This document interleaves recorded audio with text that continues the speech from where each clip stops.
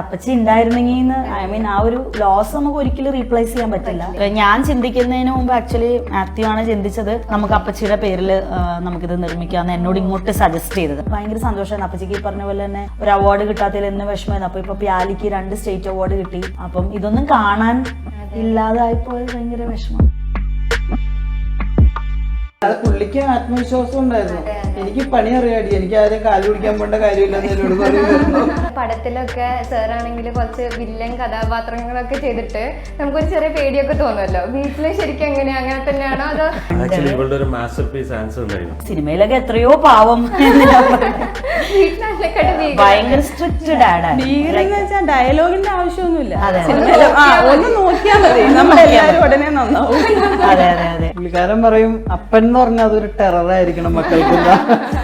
ഇവൾക്ക് പുള്ളിക്കാരന്റെ അഭിനയം കിട്ടിയിട്ടുണ്ട്, നന്നായിട്ട് അഭിനയിക്കും.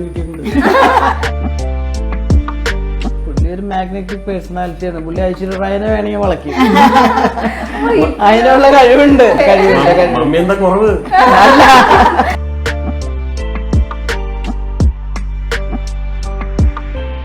ഹായ് ഹലോ നമസ്കാരം. നമ്മളെ ചാറ്റ് ഷോയിലേക്ക് എല്ലാവർക്കും സ്വാഗതം.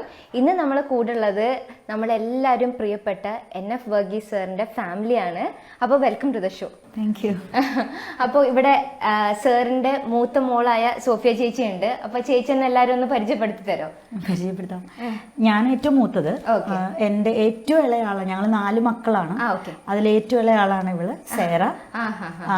അവള് ഇപ്പൊ നാട്ടിൽ തന്നെ സെറ്റിൽഡ് ആണ്. കുറച്ച് നാളായിട്ട് അവള് US തന്നെ ഉണ്ടായിരുന്നു എന്റെ കൂടെ, പക്ഷെ ഇപ്പൊ നാട്ടിൽ സെറ്റിൽ. ഇത് മമ്മി റോസി. ഇത് എന്റെ ഹസ്ബൻഡ് മാത്യു. എന്റെ മക്കളിലെ ഇളയാള്, എനിക്ക് 2 പെൺകുട്ടികളാണ്. ഇളയ മോളാണിത്. ഇവളുടെ പേര് പ്രിയങ്ക.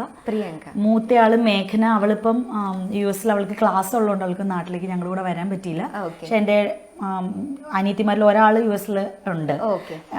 ഞങ്ങൾ താമസിക്കുന്നതിന് അടുത്ത് തന്നെ. അപ്പൊ അവളാണ് മൂത്ത മോളെ ടേക്ക് കെയർ ഒക്കെ ചെയ്യുന്നത്. അപ്പൊ അവരൊക്കെ തിരക്കിലാണ്. ഇപ്പൊ ഇവിടെ ഇല്ല. ഞങ്ങൾ 2 പേരും മാത്രമേ ഉള്ളൂ. ഞങ്ങളിപ്പോ റിലീസിന് വേണ്ടി വന്നിരിക്കുന്നു, മൂവിയുടെ റിലീസിന് വേണ്ടി വന്നിരിക്കുന്നു. നമുക്ക് അതാണ് അറിയേണ്ടത്. അപ്പൊ നമുക്ക് ഒരുപാട് വിശേഷങ്ങളുണ്ട് അറിയാൻ വേണ്ടിയിട്ടുള്ളത്. അപ്പൊ എന്താണ് ലൈക്ക് ഇത്രയും ഒരു ഗ്യാപ്പിന് ശേഷമാണ് നമ്മൾ വീണ്ടും പ്രൊഡക്ഷൻ കമ്പനി ആയിട്ട് ഫിലിമിലേക്ക് തിരിച്ചു വരുന്നത്. അപ്പൊ അതിന്റെ വിശേഷങ്ങളൊന്ന് പങ്കുവെക്കാവോ? അപ്പച്ചൻ മരിച്ചു കഴിഞ്ഞ് ഞങ്ങൾ അങ്ങനെ ഒരു മൂവി വേൾഡിലോട്ടൊന്നും അങ്ങനെ അത്ര എക്സ്പോസ്ഡ് ഒന്നും ആയിരുന്നില്ല പഠിക്കുന്ന കാലത്തും. പിന്നെ എൻ്റെ കല്യാണമൊക്കെ കഴിഞ്ഞ് ഞാനങ്ങനെ US സെറ്റിൽഡ് ആയി. അത് കഴിഞ്ഞ് ഞങ്ങളിങ്ങനെ വെക്കേഷന് വന്നപ്പോഴാണ് റിന്നിനെ പരിചയപ്പെടുത്തുന്നത്, ഭവിതയെ പരിചയപ്പെടുത്തുന്നത്. അപ്പോൾ അവരിങ്ങനെ ഒരു സ്റ്റോറി പറഞ്ഞു. അത് ഞങ്ങളങ്ങനെ പ്രൊഡ്യൂസ് ചെയ്യണമെന്നൊന്നും അപ്പം തീരുമാനിച്ചിരുന്നില്ല. സ്റ്റോറി ഭയങ്കരമായിട്ട് ഇഷ്ടപ്പെട്ടു. അപ്പോൾ ഞങ്ങൾ ആലോചിക്കട്ടെ എന്ന് പറഞ്ഞിട്ടാണ് തിരിച്ചു പോയത് US.